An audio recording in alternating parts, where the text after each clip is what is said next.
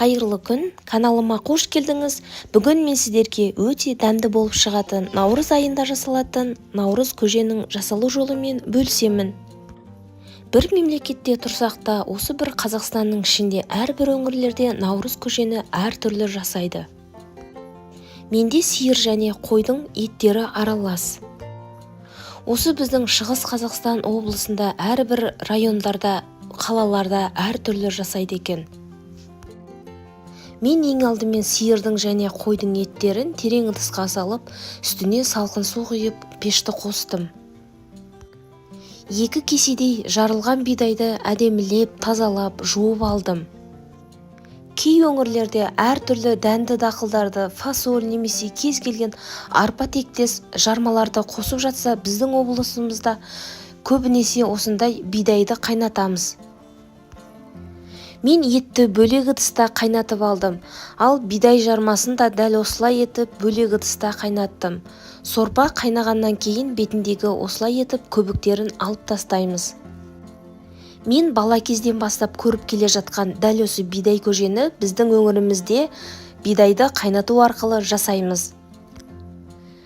Жарылған бидайды үнемі араластырып отырмаса, асты жабысып кетуі мүмкін. Наурыз көженің дәмді болуы тікелей дәл осы бидайға байланысты. Балғын әрі сыртқы қабығы өте жақсы тазаланған бидайдың көжесі өте дәмді болады.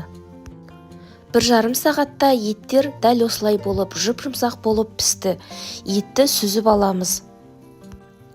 Келесі кезекте кеспенің қамырын дайындаймыз. Біздің өңірде бидай көжеге осылай етіп кеспе қосамыз. Жұмыртқа және де тұз аралас суды қосып, қатты етіп қамыр илейміз. Қамырымыз өте қатты болуы қажет. Арасына ұн сеуе отырып, жіңішкелеу етіп жайып алып, осылай етіп дөңгелектеп ораймыз.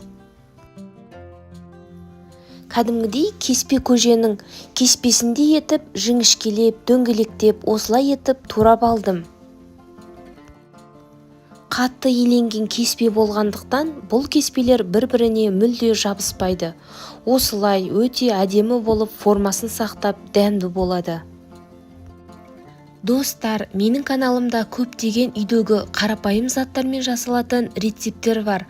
Алдағы уақытта шығатын дәл осындай оңай рецептерді өткізіп алмас үшін каналыма тіркеліп қоюды ұмытпаңыз.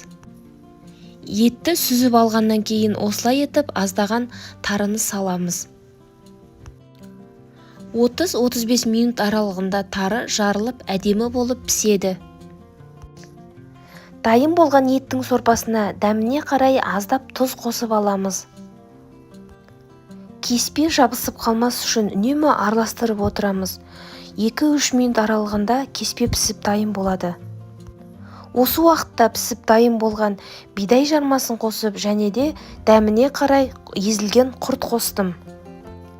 Мен езілген құртты көженің ең соңғы этапында бірақ саламын, себебі ашты болып кетуі мүмкін. Осындай өте дәмді бидай көжеміз дайын, міндетті түрде жасап көріңіз.